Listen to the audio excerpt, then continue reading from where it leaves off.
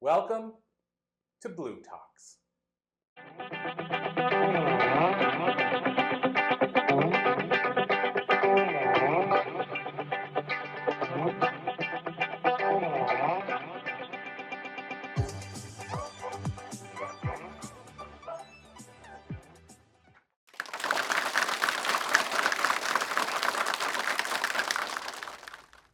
Imagine this.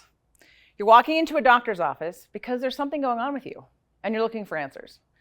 Can you imagine walking in and sitting down and asking the doctor, "Doctor, I don't feel well. There's something wrong with me." What would you expect from that doctor? You would expect that doctor to maybe run some tests, maybe assess you, look at you, and then make a diagnosis. If that doctor didn't give you a diagnosis, would you be unhappy about that situation? Of course, because you expect to be told maybe what's wrong with you so you can create a treatment plan to fix whatever's going on. So why do we accept that in the medical field, but we don't accept that in the emotional realm? Why is it okay to go into a therapist's office who hasn't asked you any questions, diagnosed anything about you, and just start having conversations about where you are right now and how you feel? I'm Judge Zanes, and I've created something called a core wound map, and I want to take you through why this is the missing piece in healing, emotional and physical, as well as manifestation. I've been teaching law of attraction since 2003, maybe, and what I've learned along the way is that most people oversimplify what they think that means. They think, oh, manifestation, yes, I want to manifest things. We forget that we manifest something every single day, all day long. I bring everything that's good, and I bring in everything that I don't like. And why is that?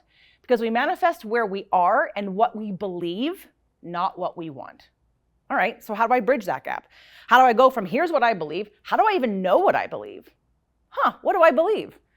So in order to allow in more, we have to understand, well, what's blocking me from having more? Now, when you've gone to a therapist's office, have you talked about any of this? Have you learned anything new? I come in with a story, and I tell you my story, and what we end up talking about is my story for years. I haven't been taught any tools, new ways to look at things, or potentially how to love myself any deeper. And that's what I'm all about.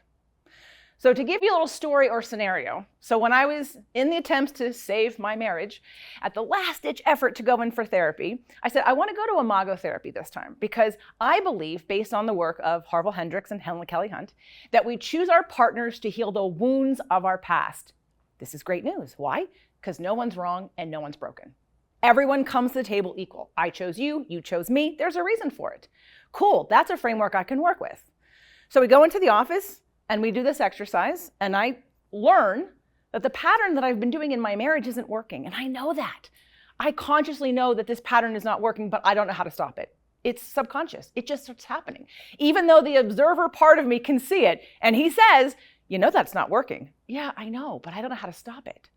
So I do the core wound exercise. I understand what my core wounds are, and now I see the pattern so clearly that I instantaneously stop doing the behavior. Game changer, life changer for me. I start using with my clients. And I start learning that not everyone's having that same response. Just like when I learned law of attraction for the first time, the life-changing sentence that I heard was, you are the creator of your own reality. I was driving and almost wrecked. What? I'm the creator of my own reality? Well, that's great news, because if I don't like something, I get to change it. Now, as I started to prophesize to everybody about law of attraction and you're the creator of your own reality, I got, no, I'm not. I would never have asked for that. I don't want that. No, that means I'm bad or I'm wrong. I thought, no, this is giving you the power back. Now, why did I interpret it as good news versus someone else interpret it as bad news? Well, it goes back to what our core wounds are and our beliefs about ourselves. So after I learned that exercise that day and started using with my clients, I started working with it with everybody. And I started to learn that when you grow up understanding or believing that your parents abandoned you, that you manifest that in your life in many, many ways to make sure that your brain thinks you're right. Now, that abandonment wound isn't conscious. You don't even know it. So what happens pattern after pattern, divorce, marriage, relationship, job, situation after situation, when people are repeating patterns and not knowing what to do about it, why is that? Because you don't understand the key to why you behave or look at the world the way you do. And this map can take you there. When we look at allowing, like how do I allow in more? Here's my temperature gauge. How many people have heard of an upper limit? You know what that is. It's from Gay Hendricks. He wrote the book, The Big Leap.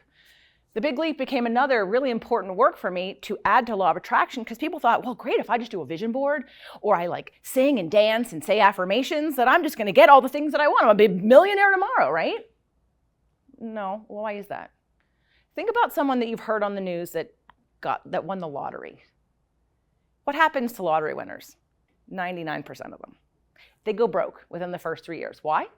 Because they didn't energetically create a space to allow in more. They did manifest that situation, but they didn't really do the work to hold on to it. They attracted it, but they didn't hold on to it. So your block of manifestation in your life, no matter where you are, no matter what you're doing, is that you say, I want more, then you have to become more. How do we become more? We understand what's going on with us.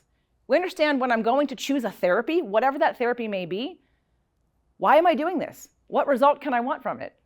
In my past personal training days, you ask a client what their goals are, and then you create the program around their goals. Why aren't we doing that in therapy? The model's outdated. We have more people in therapy, more people on therapy meds, more suicides, more depression, and more anxiety than ever before. Why is that? Because we're using the wrong tools and we're not teaching anybody how to go inside. First, there's how do we deal with our feelings? But let's go look at, I'm interested in allowing more into my life. How do I do that? Well, what are the blocks? What are my feelings? What am I allowing in every day? If I could create this map for you so you understood why this therapy is the right thing that's going to help me do this, and I can finally get relief. How many people know somebody who's been in therapy forever and you don't think they're any different? They still react to the same situations. They're still not happy. They don't love themselves. Recovery programs. I'm becoming really good at people who get through recovery and now they don't do their addiction anymore. And let's talk about addiction for a second. Let's talk about emotion for a second. We're not taught about emotion. Emotions are why we do anything. There's another favorite Abraham quote that I have that I want you to sear into your brain and always remember every single day. Ready? The only reason you want what you want is because you think you'll feel better when you get it. There's two important parts of this quote. The thing that you want is because you think you're going to feel better. And the great news is that you have to feel better before you can even get it. The vibration of the solution is a different frequency than the vibration of the problem. So if we're at the place of having conversations about negative things, what isn't going well, what do you think you're going to get more of? Things that are going well. Let's take this back to the core wound exercise. If I have an abandonment wound, how do you think I'm going to show up for myself? Do you think I'm going to show up for myself? The brain wants to make sure that I'm correct. See, this is what I believe. Even though it's not conscious, I don't know that this is running my life. So if you know what your core wounds are, I'm going to give you a little example to work with. Imagine, so I'll give you some words. Abandonment, devalued, repressed, suppressed, ignored. Imagine if you understood that that core wound showed up in every aspect of your life, but we're looking at, I need to change others in order for me to feel better.